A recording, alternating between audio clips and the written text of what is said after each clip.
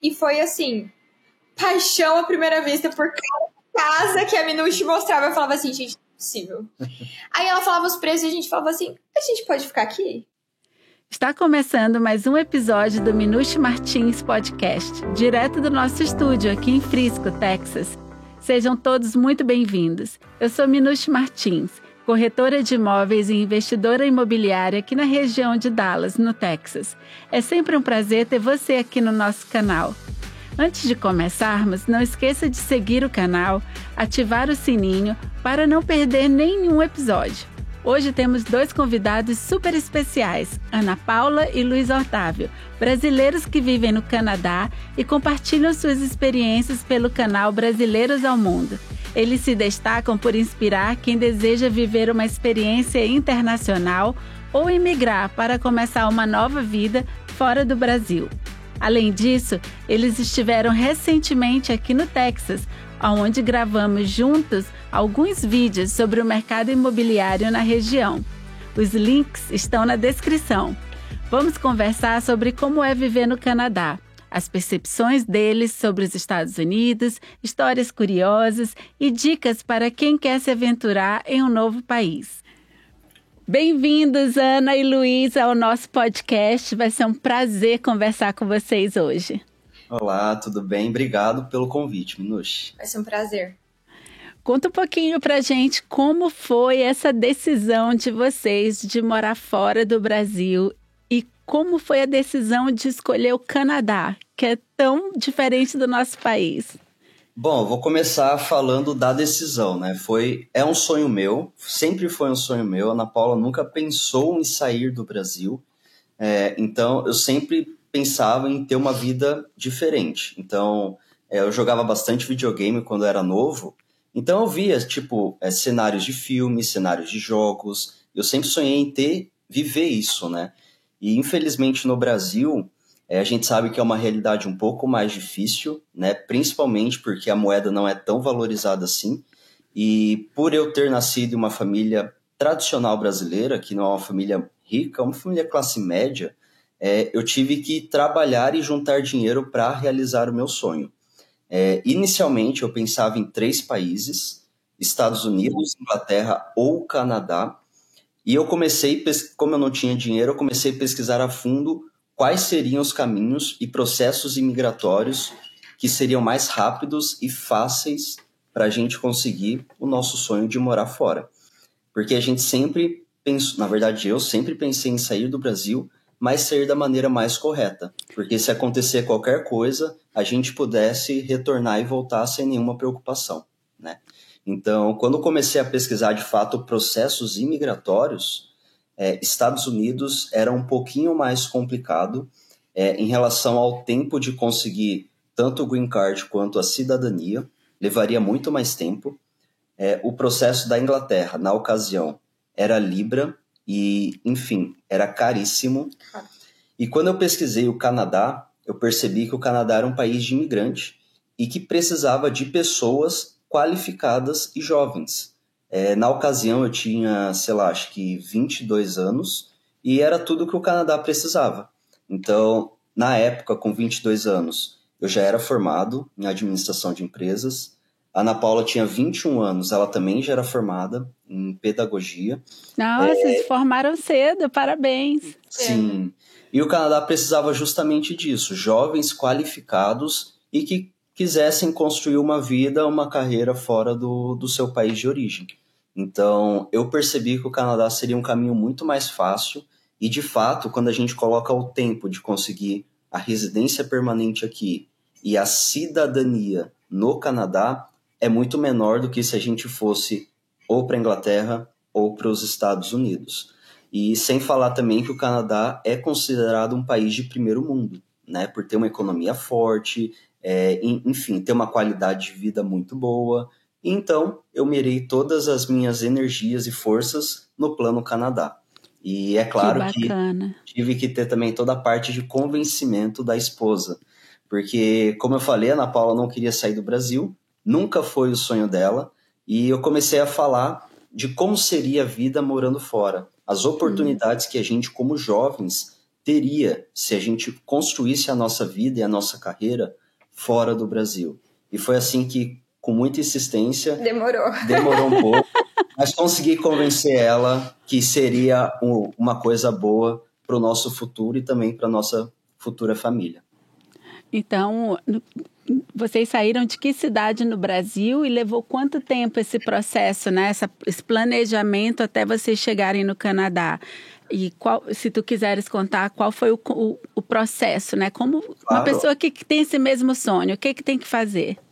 Então, a gente saiu de Curitiba, né? A gente morava em Curitiba, mas a gente não nasceu em Curitiba. Eu nasci em São Paulo e me criei em Curitiba.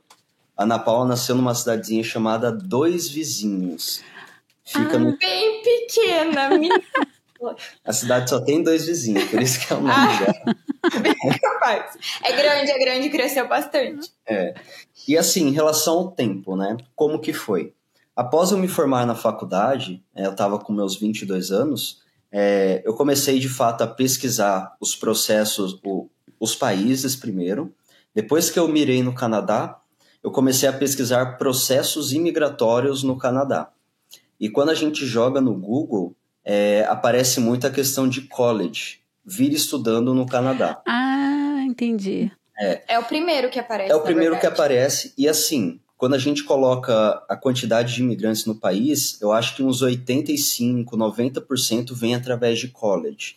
Só que quando eu comecei a pesquisar os requisitos para vir através de college, esse programa, né, para você estudar, enfim, exige um inglês, um nível mais avançado, exige uma comprovação financeira muito grande, o que a gente não tinha. Dinheiro era o que a gente menos tinha, na verdade. Recém-formado, eu trabalhava, era meu primeiro emprego registrado, assim, né? Eu acho que na época eu ainda estava estagiando, estava no final da faculdade quando a gente começou com a ideia.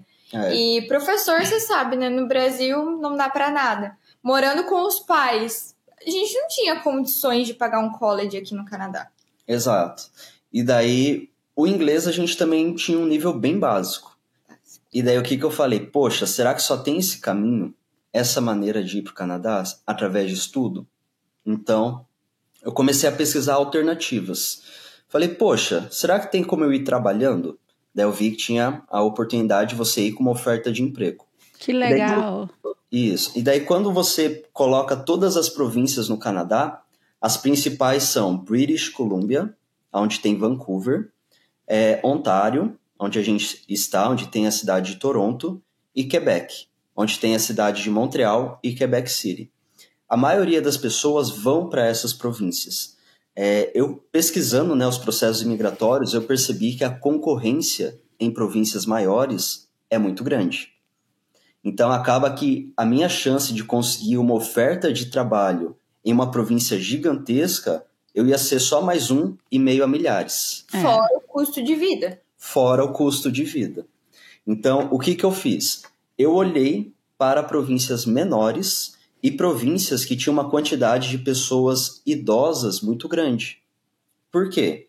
Porque poucas pessoas iam olhar para essas províncias e, na minha cabeça, se a província estava muito envelhecida, ela ia precisar do quê? De jovens qualificados e que quisessem trabalhar. Então, dito e feito, fiz isso, localizei uma província no Atlântico Canadense, a província é chamada New Brunswick. E uma das coisas que ele fez toda essa parte, não fiz nada, mas uma das coisas que ele fez, que pra mim, assim, foi o que fez a gente chegar aqui mais rápido e que eu falo muito no nosso Instagram sobre isso, é que ele não escolheu a cidade, porque ele gostava da cidade. Ele escolheu onde ele teria oportunidade de migrar mais rápido, que o objetivo sempre foi esse.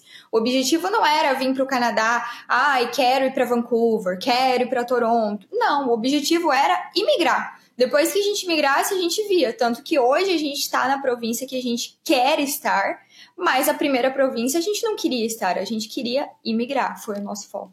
Exatamente, é o plano Canadá, não é o plano cidade. Igual Boa. E nesse ponto, né, muitas pessoas escolhem de fato a cidade antes, vão para uma cidade maior, a concorrência é maior e acaba que o tempo imigratório da pessoa é muito grande. Né? Que dica boa, eu não tinha pensado nisso. Eu fiz um pensamento reverso, que poucas pessoas pensariam foi o caminho que eu escolhi. Daí, beleza, localizei lá a província do Atlântico, a província chamada New Brunswick, e na ocasião havia um programa piloto que a província tinha lançado de fato para atrair mão de obra qualificada e essa mão de obra internacional. Os requisitos, na ocasião, isso eu falo porque o programa já mudou, ele não é mais... Na ocasião ele era temporário, piloto, hoje ele já é permanente, e as regras que eu vou passar aqui, elas já mudaram, porque possivelmente já é totalmente diferente. Totalmente né? diferente. Isso foi em que ano? 2019. Antes da pandemia. Antes da pandemia. E daí, quando eu localizei o programa, os requisitos eram, que eu me lembre, era o seguinte, ter 1 ano de experiência nos últimos 5 anos da sua vida profissional. Eu estava com 22 anos, eu tinha trabalhado desde os 18 com carteira assinada na área comercial. Então, dos últimos 5 anos, eu tinha 4 anos de experiência na área comercial. O nível de educação, eles exigiam até o ensino médio. A partir do ensino médio. Eu já tinha ensino superior e a Ana Paula já tinha ensino superior. Então, era um pontinho a mais pra gente. O inglês que eles exigiam na época era nível 4.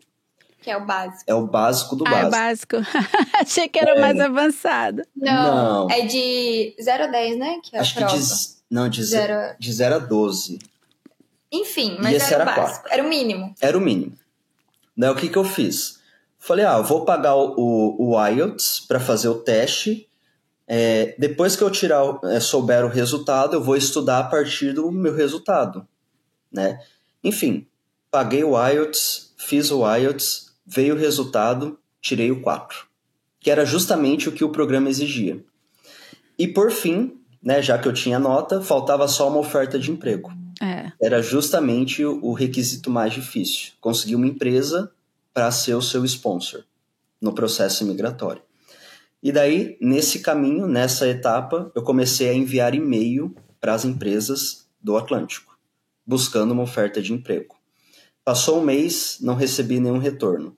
Passou 2 meses, não recebi nenhum retorno. No 3º mês, eu falei, quer saber? Eu vou tirar férias do Brasil, no meu emprego, vou para o Canadá e vou bater na porta das empresas procurar emprego.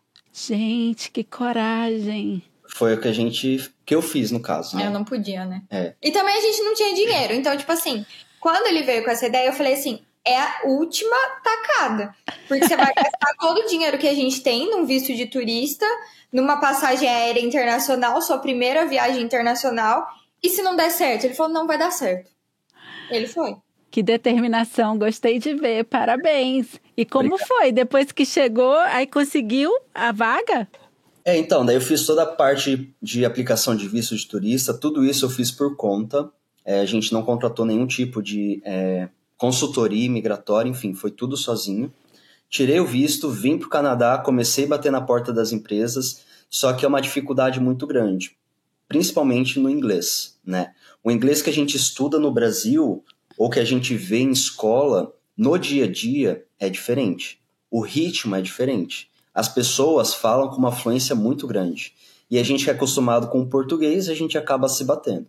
Mas depois de 30 dias, batendo em várias empresas, eu consegui uma oferta de emprego.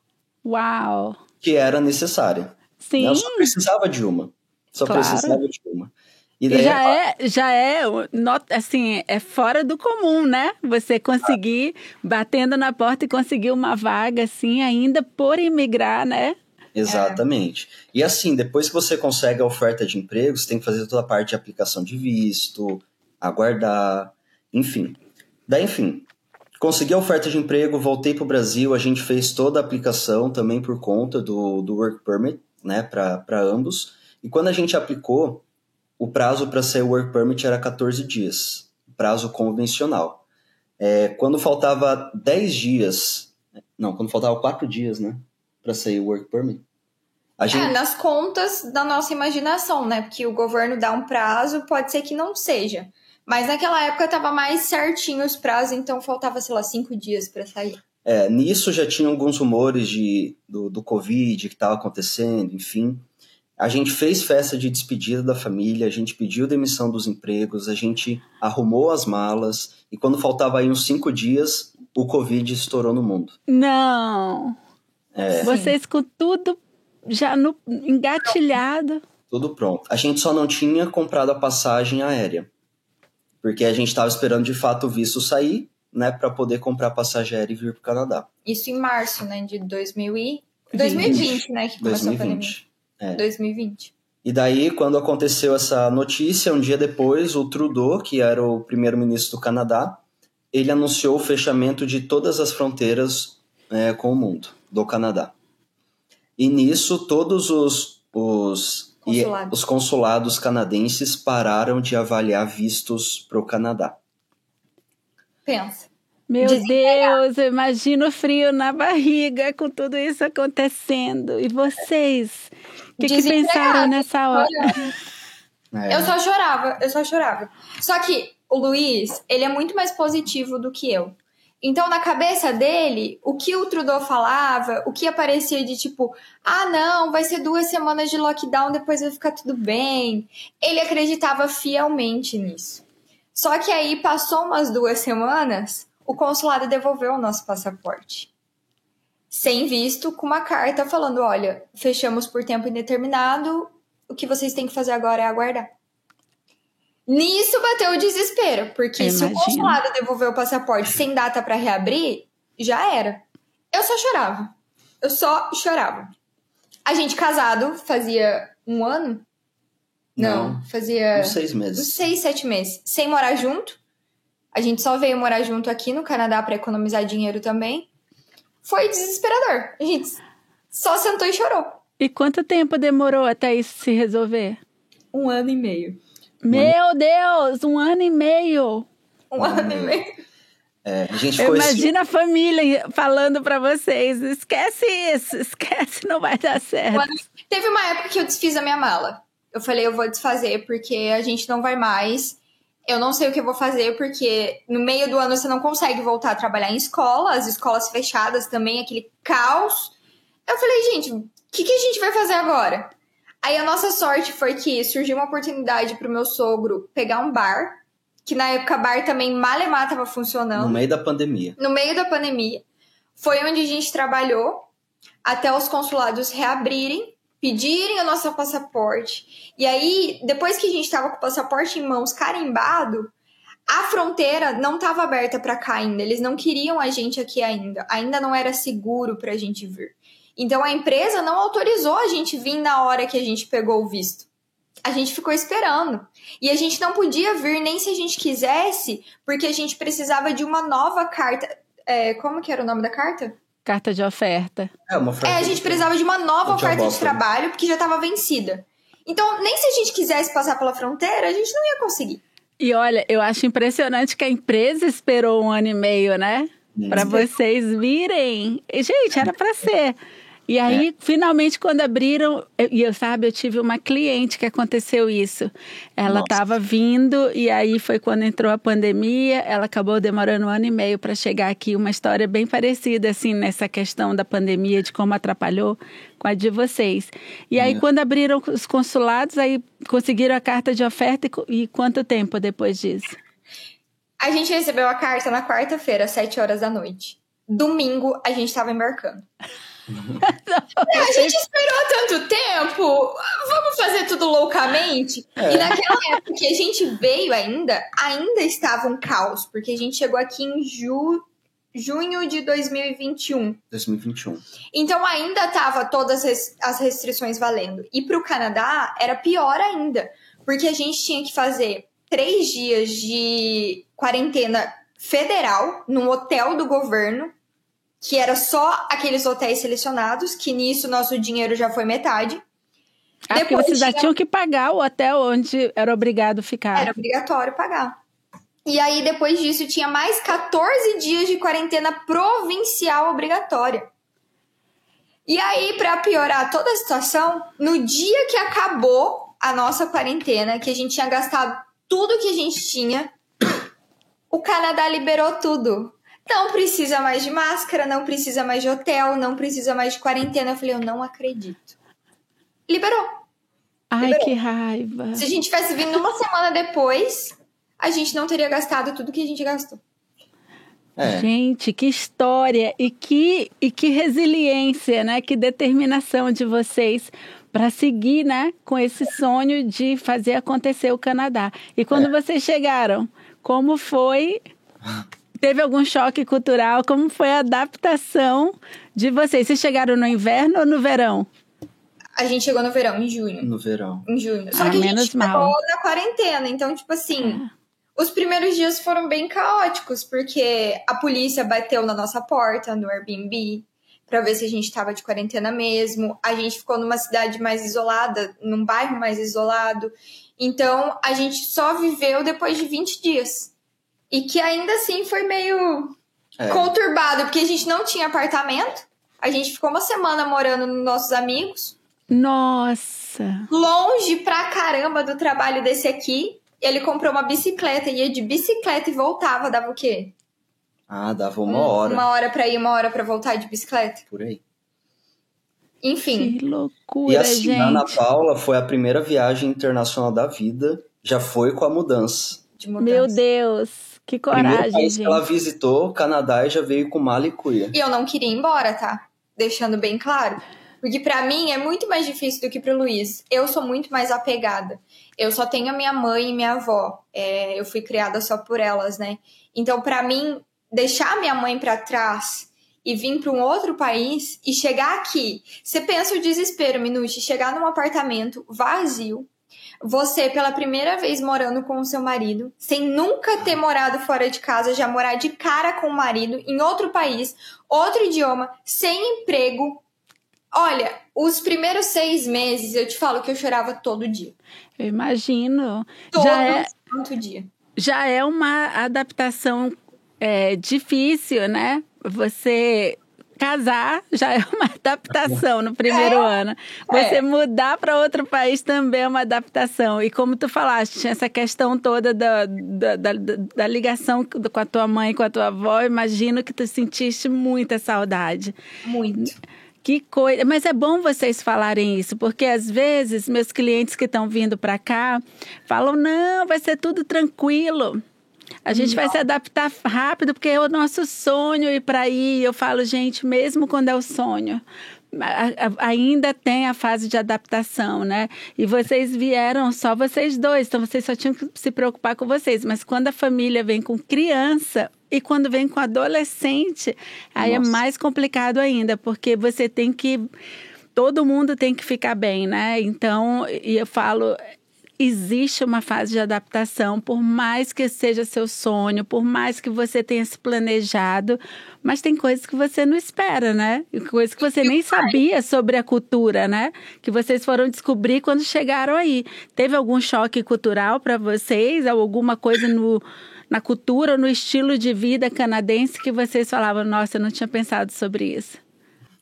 Eu acho que tudo, assim, né? Eles são muito diferentes da gente. O tempo do canadense é diferente do tempo do brasileiro. Que sentido? O brasileiro, quando tem um problema, uma situação, vamos resolver. Para ontem. Não, bora fazer. O canadense é o take our time. Sério? Sério. Eles são muito tranquilos para resolver qualquer situação. E assim, por exemplo, na empresa, se o canadense ele é pago para fazer uma função, ele faz aquela função e ponto final. Ele não faz o algo a mais. Aqui também. Então, ele faz só o que ele é pago. O brasileiro, muitas vezes, a gente é conhecido... Mostrar trabalho. Por uma cultura que mostra trabalho, trabalhadora. Por quê? Porque se a gente é pago para fazer aquilo, mas tem uma coisinha a mais que a gente pode fazer, a gente vai fazer. Pra gente é normal, né? No Brasil, pra gente crescer, a gente tem que fazer o algo a mais. Aqui eles são muito... não, com qualquer coisa eu consigo comprar o que eu quiser. Então, por que eu vou fazer algo a mais? Não, e um outro exemplo sobre isso, agora já falando de quando a gente mudou para Ontário, mas só para dar um exemplo. Pode falar. A gente mudou aqui para Ontário e começamos a aplicar para trabalhos, né? Porque a gente é meio doido, a gente não planeja a mudança. A gente vem e depois a gente vê o que vai dar. A gente veio e começou a aplicar para empresa. Aplicava. Minucci, eu apliquei. Desde o Tim Hortons até qualquer loja eu aplicava. Me negaram no supermercado. Quando me negaram no supermercado, eu falei, gente, não é possível que eu não tenha capacidade pra trabalhar no supermercado. Beleza. Esses dias, essa semana, até postei nos stories. Eu tô aqui fazem quase 2 anos. Eu recebi a negativa de uma empresa essa semana. Pra você ver a pressa que eles têm em te contratar. Pra eu entrar, eu entrei na Winners aqui, né? Que aí é a TJ Maxx, a Home Good e tal. Sei. Entrei aqui.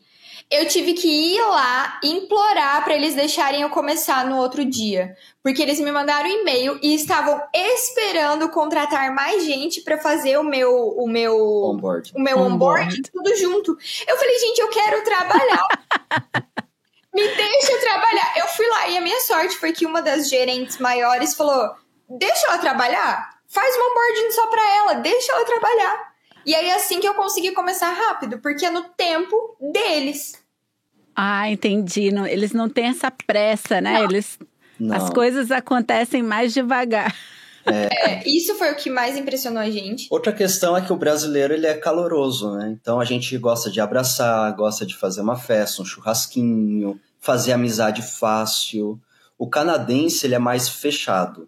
A gente até sentiu, né, que os americanos são até mais felizes do que os canadenses. Os canadenses são muito mais fechados na deles. Sério? Eu não tinha essa ideia. Assim, os canadenses, eles são educados.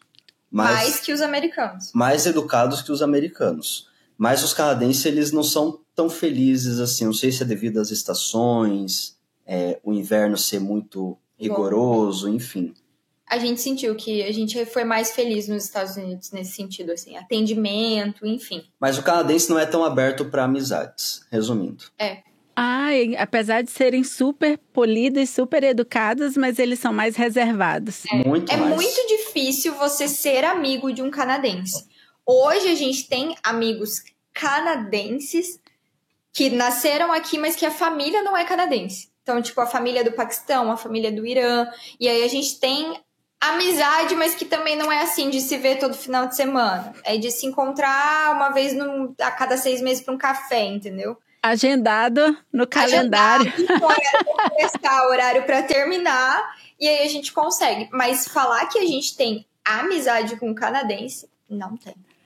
E como foi essa experiência de vocês virem e passearem aqui, fazerem essa viagem de carro sensacional nos Estados Unidos? Conta pra gente um pouquinho, quanto tempo durou e quais estados vocês visitaram?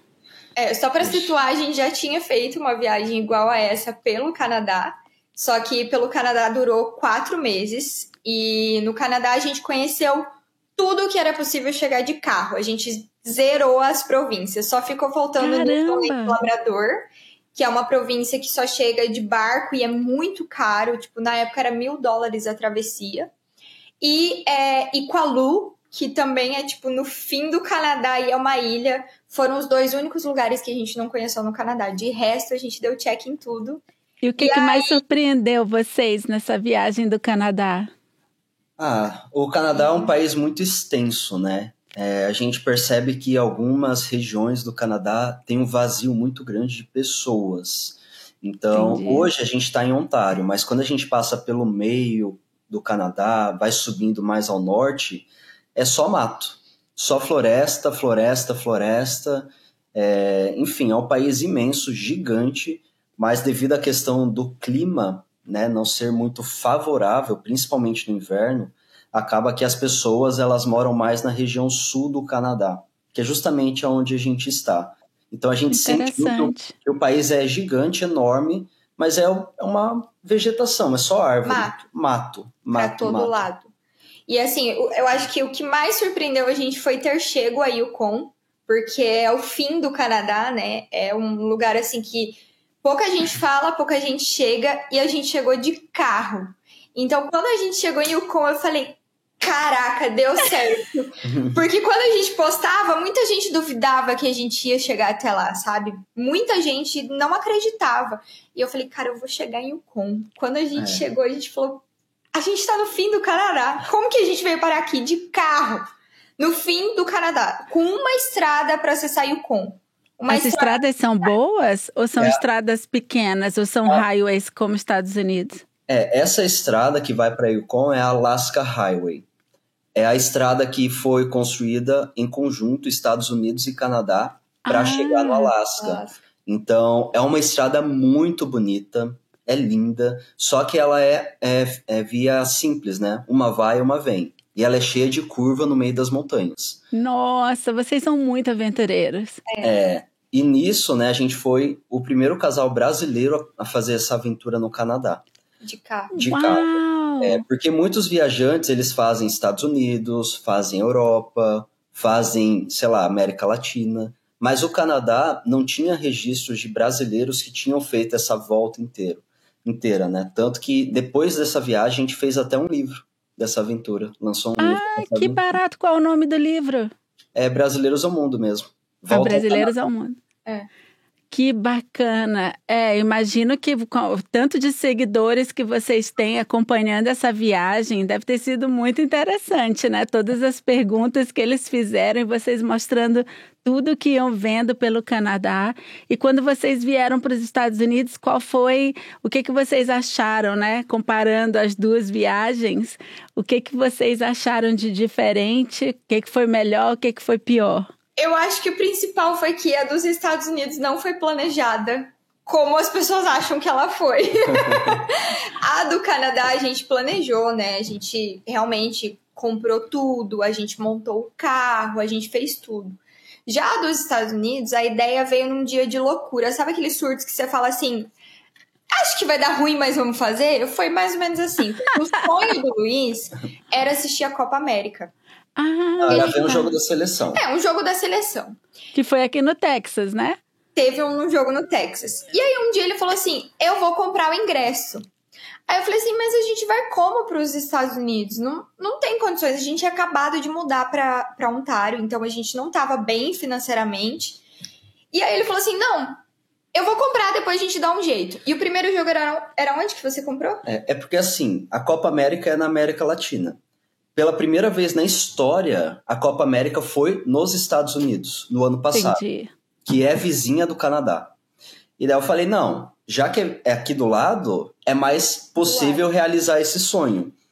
E daí quando a gente foi comprar os ingressos, na abertura, o ingresso era tipo $2.000 por pessoa. Nossa! Eu falei, esquece, não vamos. Daí larguei mão.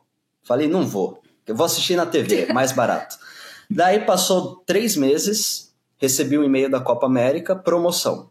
Fui ver o preço do ingresso, $70. Aí falei, tudo bem. Não, $70. É acessível, né? Daí eu falei, vou comprar. Daí comprei um. Fui ver outro jogo, $80. Comprei. Sem olhar a localização, tá? Fui ver outro jogo, $90, semifinal. Vamos também. Depois que eu comprei, daí a Ana Paula foi perguntar onde que seriam os jogos. O primeiro jogo seria na Califórnia, né? O segundo jogo seria... Onde que foi o segundo jogo? Vegas. Las Vegas. E o terceiro jogo foi em Charlotte. Ó as ideias. Depois vocês botam aí no Google só a localização. Só 36 horas de carro entre Califórnia e Charlotte. E nisso a gente ainda tava com um carro que a gente rodou o Canadá. E a gente já tava querendo vender o carro porque não dava mais. Tipo, tudo que a gente fez pelo Canadá, ele não aguentava uma outra viagem. Então tava a gente fica com a Dodge, faz de carro, porque esse aqui olhou pra mim e falou assim, a gente vai fazer de carro. Eu falei, a gente não vai fazer de carro. Porque a gente queria um carro menor. Então eu falei, eu não vou comprar uma outra Dodge só pra fazer essa loucura de novo. E também não dá pra fazer num carro pequeno, porque nisso, enquanto a gente raciocinava, a gente já trocou de carro, sem fechar a viagem. Pegamos um Toyota Prius, pequeno, um sedã.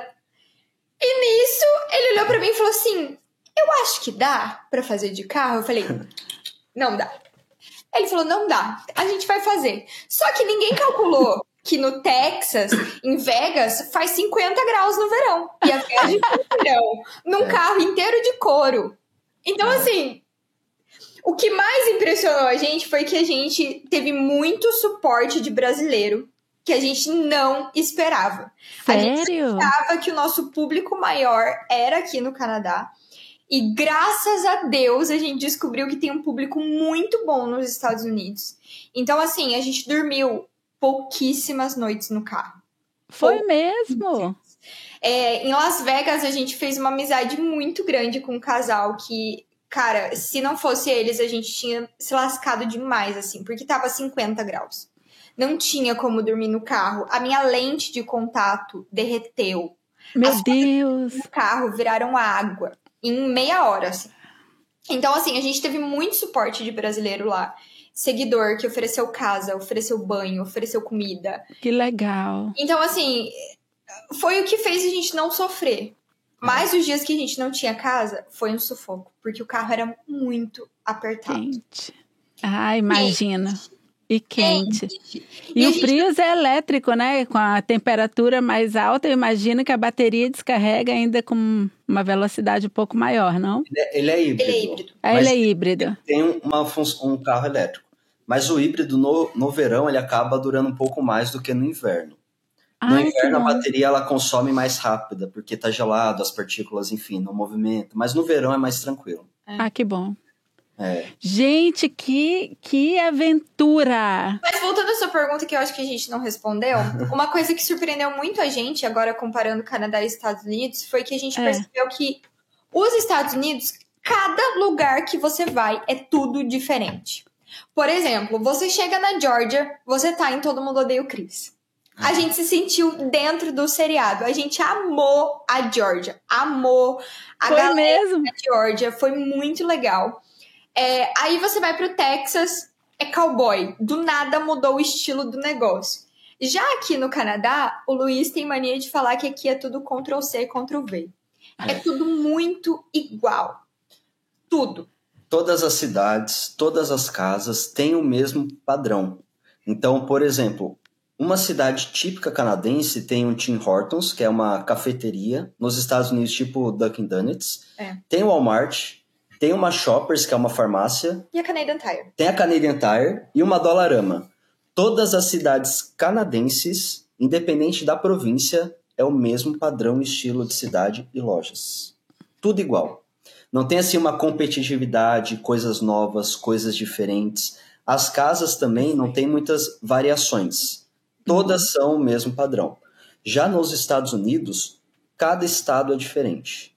Cada estado tem uma rede de postos que só tem nesse estado. Uma rede de hambúrgueres que só tem nesse estado. Padrões de casas totalmente diferentes uma da outra. É claro, quando a gente vai num condomínio mais fechado, que tem casas pré-prontas, projetadas, são um pouco parecidas. Mas de uma maneira geral, todo estado americano é uma caixinha de surpresas.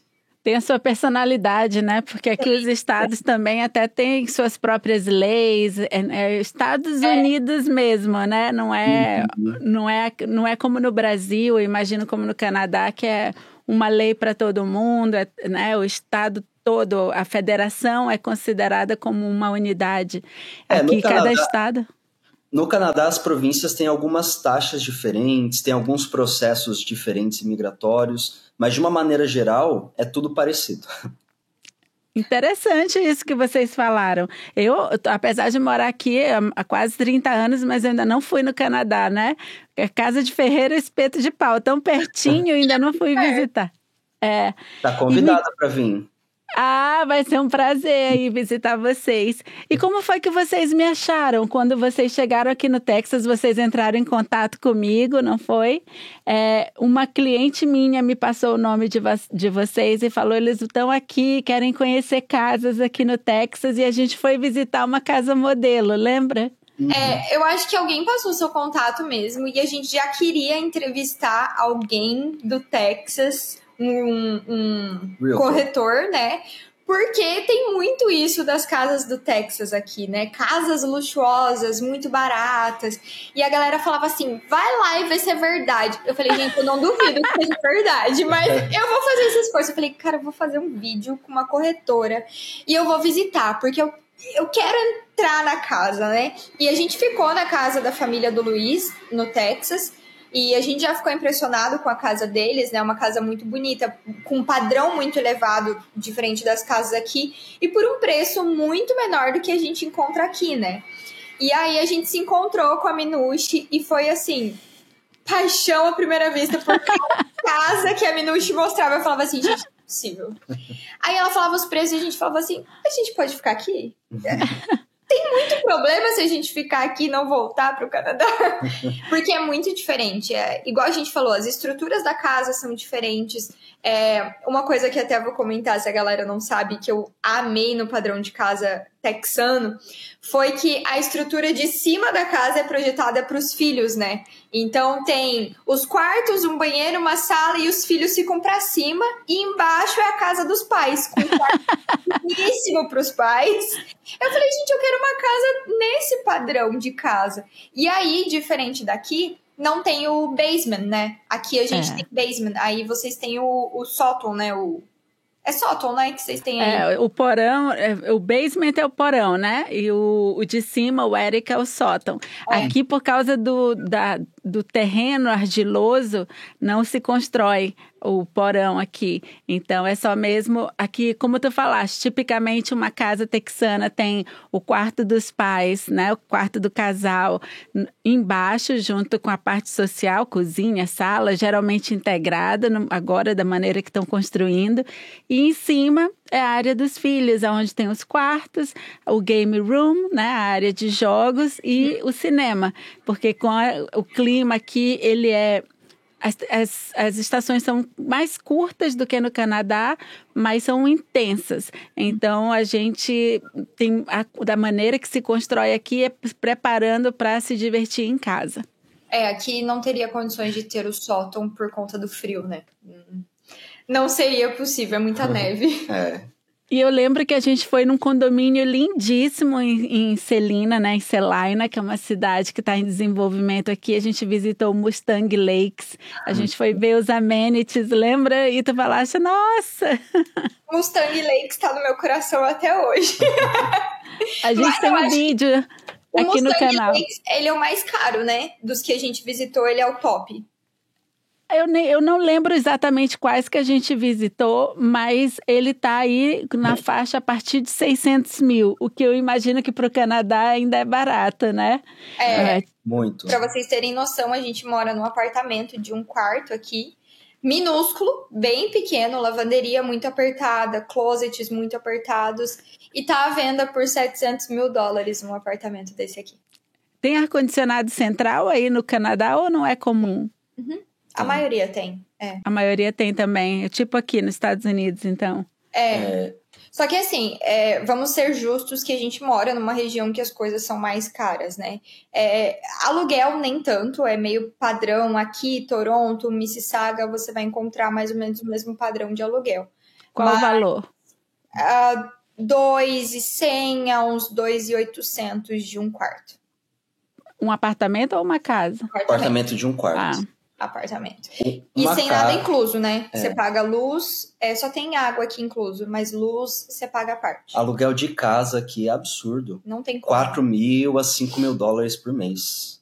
Não tem como. Então, assim, a gente mora numa região mais cara, até se você pesquisar Oakville, você vai ver que é uma região mais padronizada, assim, é mais... Como a galera fala, aqui eles querem escolher quem compra casa aqui, bem dizer. Sério? Mas, assim, as casas aqui ao redor, 1 milhão, 1,5 milhões, 2 milhões. Isso casas juntas, né? Detached. É detached? Não casas assim que são sozinhas. Acho que é. É que nos Estados Unidos não tem isso, né? Aqui a gente tem a townhouse, junto, grudado, parede com parede. Tipo a Germinada do Brasil. Sim, townhouse. Aqui também tem. Pra você comprar uma casa do padrão texano, num terreno, sozinha, com espaço para você ter uma piscina, você vai gastar, sei lá, $4 milhões para mais. Isso aqui. Uau, é muito caro. Imagina, a minha filha agora mora em Boston e eu olhei apartamento lá para ter uma ideia de preço de apartamento. Um apartamento pequenininho de 900 square feet, dá aí uns 700 mil. Enquanto que aqui, 700 mil, você compra uma boa casa ali no Mustang Lakes, onde a gente visitou, com aquele condomínio maravilhoso, cheio de trilhas e tudo mais. Então, eu entendo. Bem caro mesmo. A gente tentou sair daqui, fazem quase 2 anos que a gente tá aqui em Oakville. A gente tentou mudar para Mississauga, mas é o mesmo preço de aluguel. Então, não faria diferença pra gente, sabe? Não seria vantagem, né? Não, e igual a gente comentou até ontem, a gente tava comentando isso nos stories. Nós, como casal, abortamos totalmente a missão de comprar uma casa aqui. Pra gente não faz mais sentido comprar uma casa aqui pelo valor que tá. E pra gente não ver vantagem em comprar uma casa velha, que muitas vezes vai estar quase a mesma coisa, reformar, ter trabalho. Então, assim, a gente meio que desistiu. Uma coisa que aconteceu aqui no Texas durante a pandemia e continua até. Muitas pessoas que moram em locais mais com mercado imobiliário mais caro, Califórnia, né? Algumas pessoas do Canadá, mas muito californiano, resolveu comprar aqui. Mesmo que às vezes eles nem venham morar, mas para investir. Então eu lembro que uma amiga minha, da época que eu morei na Espanha, veio me visitar aqui e ela é da Califórnia. E ela falou assim, meus amigos compraram casas aqui. E a gente foi visitar a casa de investimento da amiga dela. Um grupo se juntou, 10 pessoas, compraram várias casas em cash para alugar. Casa de investimento. Isso era 2019, custava 350 mil uma casa em McKinney. E com a pandemia as casas valorizaram, dobrou de preço, ou seja, o investimento deles dobrou em 3, 4 anos. Impressionante. É um sonho, né? É um sonho. E aí o que eu achei interessante depois que a gente fez juntos, né, nossos vídeos que tu divulgaste, o nosso Reels falando da cozinha texana, eu fiquei impressionada com o engajamento dos seguidores de vocês. Conta pra gente um pouquinho como está sendo essa experiência de ter um canal em que o público é tão engajado e faz tantas perguntas, é tão ativo. Como é o Brasileiros ao Mundo? Como começou? Bom, o Instagram mais eu, só mais a cara do Instagram, o Luiz quando aparece é um sucesso, porque ele quase nunca tá aqui. Mas o Instagram surgiu justamente por causa de mim, justamente nessa história da gente ter ficado no Brasil, né? Quando estourou a pandemia, eu achava que só estava acontecendo comigo. Então eu chorava muito, eu tava muito triste, muito arrasada, eu não sabia o que eu ia fazer. Eu comecei a ter uma desidrose horrível nas minhas mãos, até o meu antebraço aqui, eu tinha muita bolha, coçava muito. Eu vivi 1 ano e pouco na base do corticoide. Eu fiquei muito inchada. Se você ver as minhas fotos dessa época, eu tô irreconhecível, assim, eu tô muito inchada. E aí eu falei, eu vou abrir um Instagram. Porque a minha ideia era abrir aqui no Canadá. Eu falei, eu vou abrir já. Porque não é possível que só eu esteja vivendo isso daqui. Então, me ajudou a conectar com pessoas que também estavam passando pelo mesmo. Tanto que eu tenho seguidores desde essa época que estão comigo até hoje, o que eu acho, assim, muito legal. E aí foi uma forma de eu evitar essa ansiedade, essa coisa, ficar pensando em coisa negativa, né? E outra coisa também foi pra gente compartilhar a nossa história, porque na época a gente tinha 22 e 21 anos, a gente ia de fato começar uma vida fora do Brasil. E a maioria dos Instagrams ou pessoas que migram para outros países, né? Eles são pessoas que já têm, de certa maneira, uma bagagem maior. Já têm 28, 30, 35 anos. Muitas vezes já imigram com filhos. E no nosso caso, a gente estava imigrando sozinhos, começando uma vida e totalmente novos. Então, quando a gente começou a pesquisar canais de jovens que estavam saindo do Brasil, a gente não achou muito. Então a gente decidiu, que interessante. Não tinha muito na época. Então a gente decidiu também, agregando tudo isso que a Ana Paula falou, criar para compartilhar a nossa história e, de certa maneira, ser como se fosse um incentivador para quem fosse jovem também quisesse sair do Brasil. Para falar que sim, é possível, né? Você imigrar, às vezes sem ter um inglês fluente e às vezes sem ter muito dinheiro. É claro que hoje, né? Hoje já mudou. Mudaram. Precisa ter uma requisição financeira muito maior, principalmente... já é parte do requisito, imagino, para a imigração. Principalmente depois que aconteceu com o mundo, depois do Covid, né? Tudo subiu. E está subindo ainda, né? Então, aqui também. Que as pessoas, os processos vão se adaptando conforme as coisas. Mas a gente criou justamente com esse intuito para ajudar pessoas e também para ajudar a Ana Paula. E o nome Brasileiros ao Mundo veio porque a gente nunca quis nada ligado ao Canadá. Porque a gente não sabe se a gente quer ficar aqui para sempre. E a gente sempre teve o sonho de viajar o mundo. Então a gente falou, vamos fazer um negócio ligado a isso e vamos começar a viajar. Tanto que depois de um tempo, né, eu já tenho Instagram desde 2020, então já fazem aí 5 anos que eu tenho Instagram. As pessoas começaram, vocês não vão viajar? Não era Brasileiros ao Mundo? Eu falei, gente, calma, vai dar certo. Aí a gente começou logo de cara, vocês não queriam viagem? 4 meses na estrada, Canadá inteiro. Aí no outro ano, 2 meses na estrada, Estados Unidos quase inteiro, né? Que os Estados Unidos é impossível fazer inteiro numa viagem mais curta, né? Mas a gente fez 35 estados, mais ou menos. Uau, 35 de 50? Bastante. Em 2 meses. É porque um jogo era na Califórnia, o outro era no Texas. Então, assim, a gente cruzou inteiro. E o que mais perguntam no canal de vocês? Porque eu fiquei impressionada como o público de vocês é engajado. Eles pedem tópicos específicos para vocês falarem, para vocês mostrarem?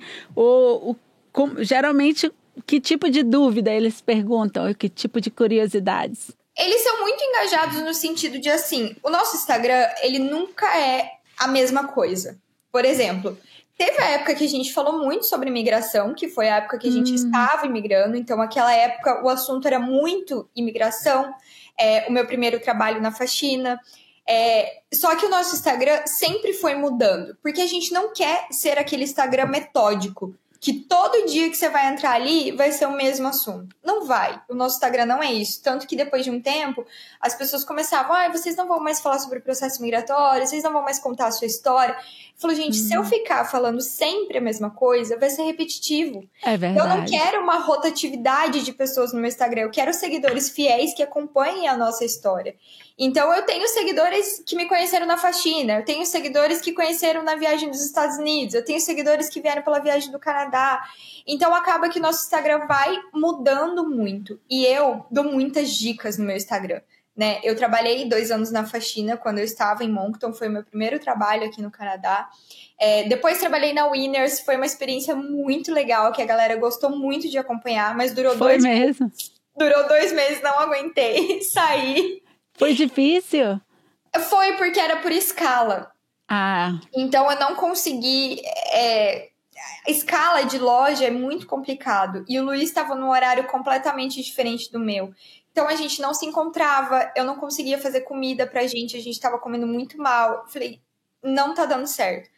Aí depois eu fui trabalhar com o Luiz, na empresa que ele trabalha, na Telos. Fiquei 6 meses na Telos. 6 meses. Só que aí eu trabalhei de casa um período, porque eu queria focar no Instagram. Eu gosto. Assim, e tá dando certo.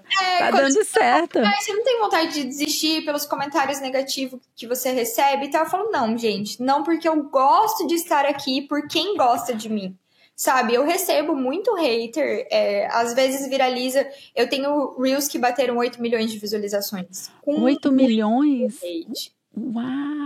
E assim, uns hate besta, sabe? Que não tem por que acontecer. Então, que não agrega nada. Que não agrega em nada. Então, assim, eu não me importo, porque as pessoas legais valem muito mais a pena do que essa minoria chata que tá ali só pra incomodar, sabe?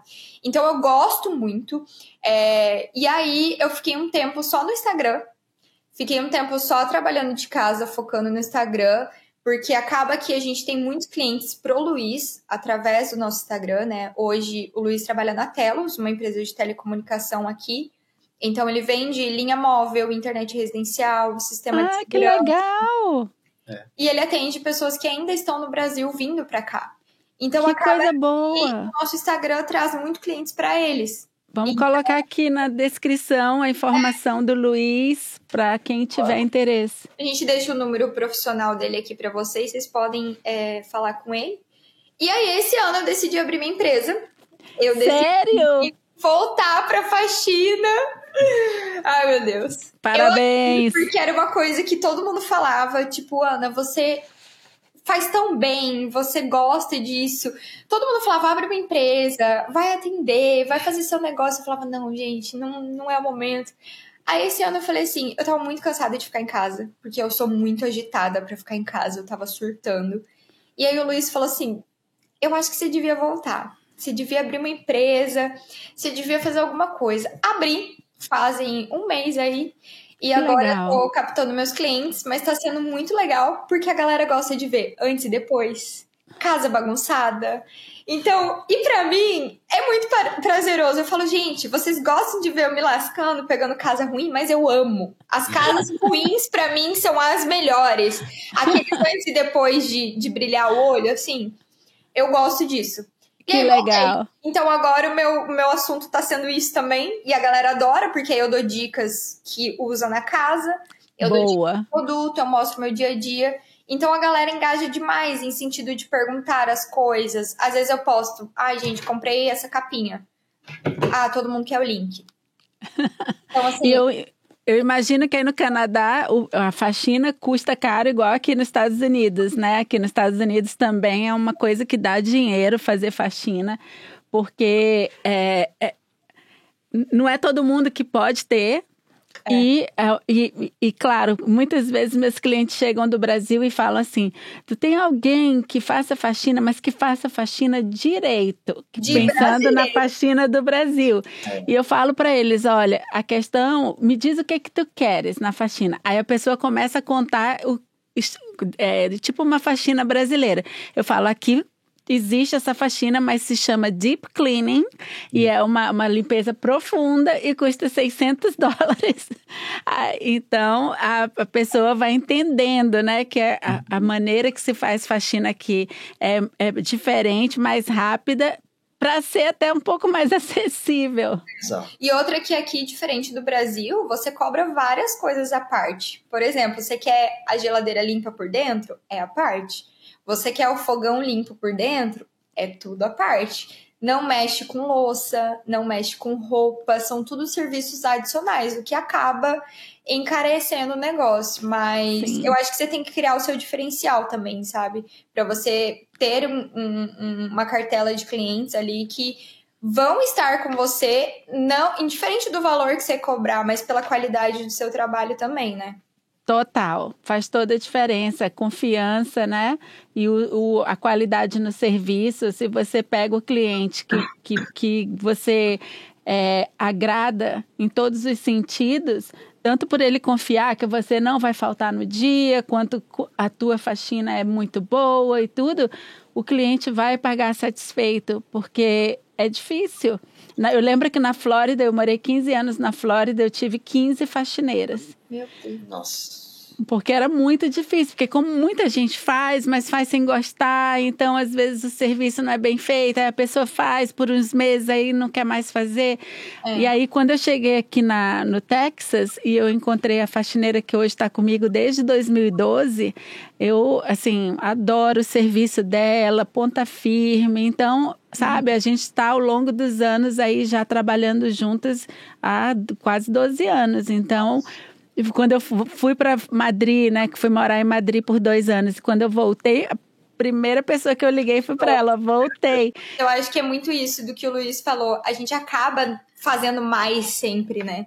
Tipo, eu não consigo ver o negócio, eu vou lá e dou uma fazidinha ali rapidinho, eu falo...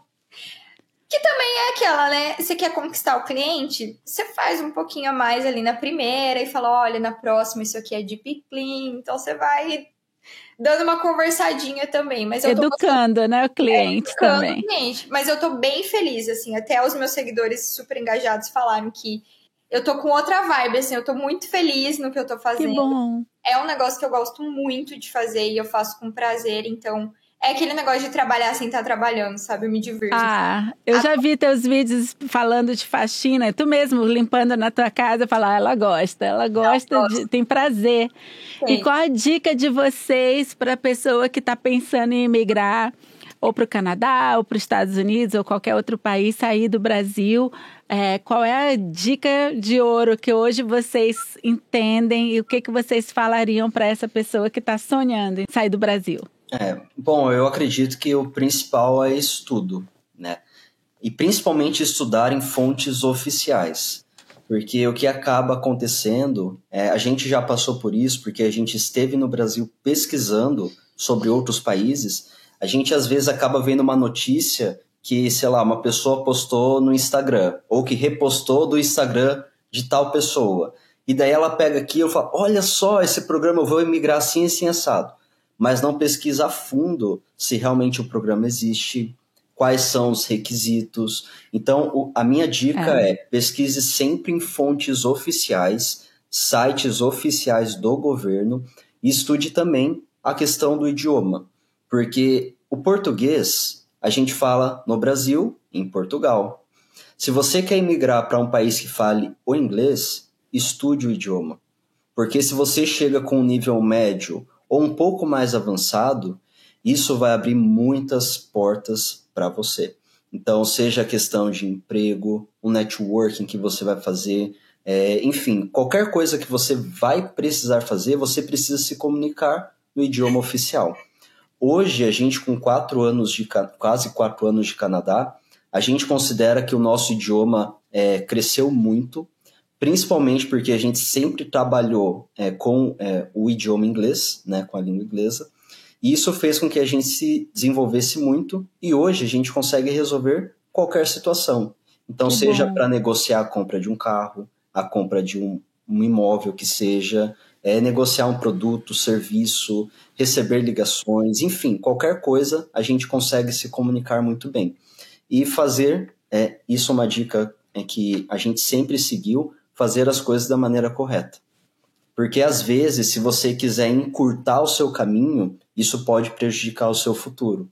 Então, por isso que a gente sempre buscou fazer as coisas da maneira mais correta possível, um passo de cada vez, e eu acho que esse seria um dos principais dicas, né? Que a gente... E eu falaria também para não se comparar com o outro, sabe? A gente é aquilo de sempre ver a grama do vizinho mais verdinha, mas às vezes tá verdinha porque ele usou um sprayzinho, entendeu? Então, faça o seu, né? Faça as suas pesquisas, as suas economias, busque o melhor para você e para sua família, porque a gente sempre fala, o que deu certo para mim e para o Luiz pode não dar certo para você. Então busque o seu e venha com medo mesmo. Eu nunca quis vir para cá e hoje eu não quero ir embora. Hoje eu sou a primeira a falar que eu não saio daqui por nada. Então, que legal. Medo. O primeiro ano vai ser muito difícil, mas as coisas vão melhorando. Não fica ruim para sempre, não pode ficar ruim para sempre. Então, venham com medo mesmo que no fim as coisas dão certo. Ótima dica. E para quem quer entrar em contato com vocês, como que eles podem entrar em contato com vocês e seguir o canal ou o Instagram de vocês? A gente tem Instagram de tudo, da minha empresa, do trabalho do Luiz, mas vocês podem acessar a gente através do Instagram, @brasileirosalmundo. Lá é o principal canal, a gente pode compartilhar os outros com vocês também, da nossa empresa. E a gente também pode deixar os nossos números de telefone, que a gente consegue atender quem precisar aí. E se alguém quiser também conhecer tanto o Canadá ou Estados Unidos, a gente fez vídeos no nosso canal do YouTube, que é também @brasileirosalmundo. Lá tem, enfim, muita coisa, muito conteúdo, desde a época que a gente, como a Ana Paula falou, processo migratório, toda a nossa história, trajetória, viagens, enfim, a gente compartilha tudo lá também com vocês. Sensacional. A gente vai colocar aqui também na descrição desse vídeo, né? Na descrição do podcast, toda a informação para contato de vocês, mas @brasileirosalmundo. E se vocês quiserem mandar mensagem para Ana Paula e para o Luiz, eu tenho certeza que eles vão adorar responder e ter as dúvidas de vocês, porque eu já vi que eles dois adoram engajar com o público deles. Eu acho sensacional. Virou uma comunidade, né? Virou. E a gente responde todo mundo, tá? Isso é uma dúvida que muita gente tem. Eu tento ao máximo responder todo mundo, porque eu já tive do outro lado, eu já esperei uma resposta. Então, eu me esforço muito. Às vezes eu demoro um pouquinho, então não briguem comigo, mas eu juro que vocês vão ter a resposta de vocês, porque eu faço questão. Parabéns, vocês estão de parabéns por toda essa resiliência e essa força que vocês tiveram de alcançar os objetivos de vocês. Tenho certeza que vocês vão longe. E obrigado por compartilhar com a gente a história de vocês. Obrigada a você pelo convite. A gente se vê em breve, se Deus quiser. Obrigado, Minush. De nada, gente. Um prazer falar com vocês.